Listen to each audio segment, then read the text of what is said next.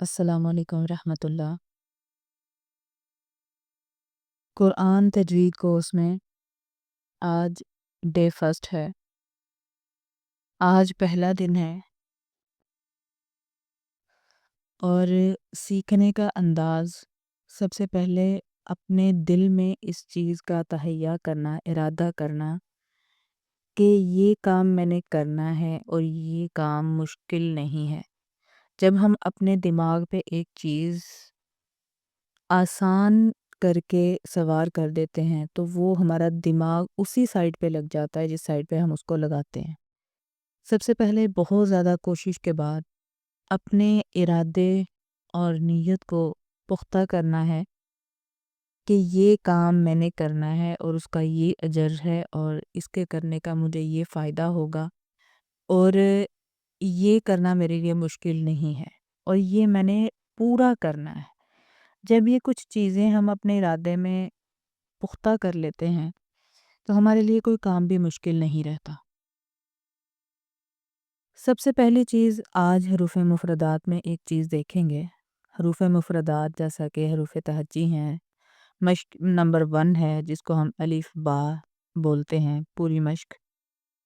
اس میں ایک چیز کو بڑے ہی آسان طریقے سے دیکھتے ہیں کہ جیسا کہ ہم ایک خاندان کو دیکھتے ہیں، ایک خاندان میں کچھ لوگ پتلے ہوتے ہیں، کچھ موٹے ہوتے ہیں، کچھ لمبے ہوتے ہیں، کچھ چھوٹے ہوتے ہیں۔ اس طرح یہ حروف تہجی اور مفردات کا جو پہلا پیج ہے یہ ایک خاندان نما ہے۔ اس میں حروف کی تعداد بتائی گئی ہے۔ ان حروف میں کچھ حروف موٹے ہیں، کچھ باریک ہیں، کچھ لمبے پڑھے جانے والے ہیں، کچھ چھوٹے پڑھے جانے والے ہیں۔ اس طرح ان کا بھی ایک خاندان سمجھیے۔ اس میں سب سے پہلے آپ نے اس کو یاد نہیں کرنا، صرف یہ ایک سمجھنے کی چیز ہے۔ سب سے پہلی چیز آپ نے اس میں یہ دیکھنا ہے کہ کچھ حروف ایسے ہیں جو ایک جیسے لگتے ہیں، جن کی آوازیں سیم ہیں۔ ان کے اندر ہم نے ڈیفرنس خود ڈھونڈنا ہے کہ ان میں فرق کیسے کرنا ہے ہم نے۔ جیسے ایک خاندان میں کچھ لوگ ہوتے ہیں جن کی شکلیں تھوڑی ملتی جلتی ہوتی ہیں، بہت زیادہ نہیں ملتی جلتی، لیکن ہم ان کو پہچان لیتے ہیں۔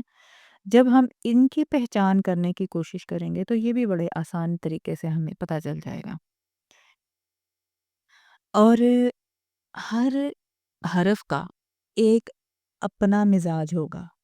کچھ حروف ایسے ہیں جن کو نرمی کے ساتھ پڑھا جائے گا، کچھ حروف ایسے ہیں جن کو سختی کے ساتھ پڑھا جائے گا، کچھ حروف ایسے ہیں جن کو تھوڑا سا لمبا کر کے پڑھا جائے گا، کچھ ایسے ہیں جن کو تھوڑا سا موٹا کر کے پڑھا جائے گا۔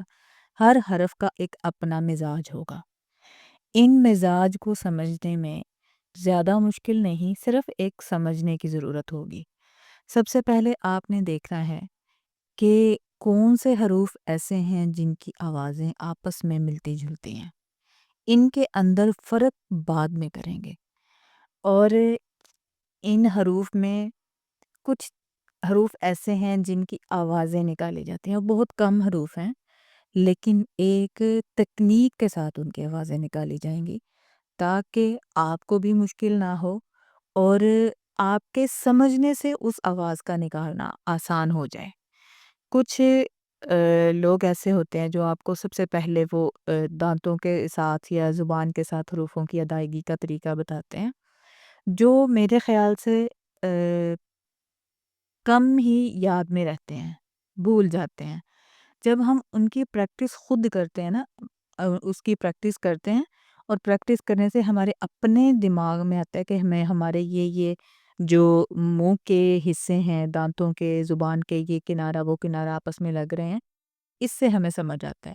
اور جب خاص طور پہ ہمیں پڑھایا جائے تو وہ بھول جاتا ہے، اس لیے اس کو خود سے سمجھ کر پڑھنے کی ضرورت ہوگی۔ اور حروف میں سب سے زیادہ ہمیں سمجھ کے پڑھنے میں آسانی ہوتی ہے، اور یہ قرآن ایسی چیز ہے جس کو ہم صرف سمجھ کے پڑھ سکتے ہیں، یہ رٹا لگانے کی چیز نہیں ہے۔ ہاں، حفظ میں آپ لوگ بار بار بار بار بار بار اگر اس کو ریپیٹ کرتے ہو تو وہ آپ کے لیے بہت اچھا ہے یاد رکھنے کے لیے، لیکن اس کی جو ترجمہ ہے، تفسیر ہے، یا اس کے معنی پر غور و فکر ہے، یا اس کی تجوید پر غور و فکر ہے، یہ ایک سمجھنے کی چیز ہے، یہ رٹا لگانے کی چیز نہیں ہے۔ سب سے پہلے ایک چیز کو بڑا آسان طریقے سے آپ نے یہ سمجھنا ہے کہ اگر آپ کوئی بھی کام کرنے لگتے ہیں، ایون کہ کوئی بھی کام کرنے لگتے ہیں، وہ پہلی بار میں آپ کو نہیں آتا۔ آپ اپنی زندگی کا تجربہ دیکھ لیں کہ آپ فرض کریں آپ ایک ساس ہیں اور آپ کی بہو آپ سے کم تجربے میں ہے، اور بعض دفعہ اکثر ایسے کام ہوتے ہیں وہ کر رہی ہوتی ہے، آپ اندر ہی اندر کڑ رہے ہوتے ہو کہ یہ کام جو ایسے نہیں ایسے کرنا تھا، اور جو آج کی جنریشن ہے اس کے حساب سے وہ آپ کی بات نہیں سمجھنے کی کوشش کرتی، تو آپ یہ سمجھتے ہو، اپنے دل میں یہ سوچتے ہو کہ میرا تجربہ زیادہ ہے۔ تجربہ زیادہ ہونے کا مطلب یہ ہے کہ آپ نے ٹائم زیادہ گزارا ہوا ہے اور آپ نے یہ کام کی پریکٹس زیادہ کی ہوئی ہے، اس وجہ سے آپ کا جو ہے تجربہ زیادہ ہو چکا ہے۔ اس وجہ سے ہر کام جو ہے وہ جتنا زیادہ کیا جائے اس کا تجربہ اتنا زیادہ ہوتا ہے۔ کبھی بھی آپ یہ نہ سوچ کے ایک بار میں کیا، دو بار میں کیا، تین بار میں کیا، آپ کو نہیں آ رہا جی آپ چھوڑ رہے ہیں، نہیں۔ جتنا زیادہ آپ فوکس کریں گے ایک چیز کی طرف، اتنی زیادہ وہ آپ کو آپ کے دل میں بیٹھے گی، آپ کی دماغ میں بیٹھے گی، اور پھر یہ جب جو کام جو فل فور آ جاتا ہے، اکثر میں نے اس چیز کو نوٹس کیا ہے کہ جو کام بہت جلدی آپ کو آ جاتا ہے نا، وہ اتنا ہی جلدی بھول بھی جاتا ہے۔ اگر آپ آہستہ آہستہ سلولی سلولی چلتے ہو نا، تو وہ آپ کو ایسا دماغ میں بیٹھتا ہے کہ وہ ایک عرصے تک نکل نہیں سکتا۔ اس لیے کبھی بھی اس چیز سے پریشان نہ ہوئیے کہ میں نے 2 دفعہ کیا، میں نے 3 دفعہ کیا تو مجھے نہیں آ رہا۔ نہیں آ رہا کا لفظ اپنے دماغ سے نکال دیجئے۔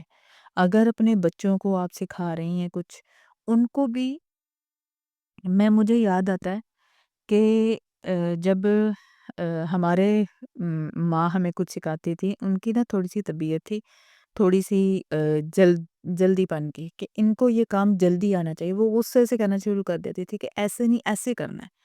تو جب آپ بچوں کو بھی یہ بتائیں کہ کام اتنی جلدی نہیں آتے، ہمیشہ اس کی زیادہ پریکٹس کرنے سے ہر کام آتا ہے۔ اور قرآن ایسی چیز ہے کہ جس کی ہم جتنی زیادہ پریکٹس کریں گے، اس کے ساتھ جتنا زیادہ جڑ جائیں گے، اتنا زیادہ یہ ہمارے ساتھ یہ بھی جڑ جائے گا، اس کا کانٹیکٹ ہمارے ساتھ اتنا ہی زیادہ ہو جائے گا جتنا ہم اس کے ساتھ اٹیچ ہوں گے۔ اس لیے قرآن کی تجوید آسان وے میں سیکھنے کے لیے بھی آپ کو تھوڑا سا دماغی طور پہ ریفریش ہونا پڑے گا، آپ کو ٹوٹلی اپنا فوکس ایک طرف پہ کرنا پڑے گا، تب ہی آپ کو اس کی سمجھ بھی آئے گی اور آپ آسان وے میں سیکھ بھی پائیں گے۔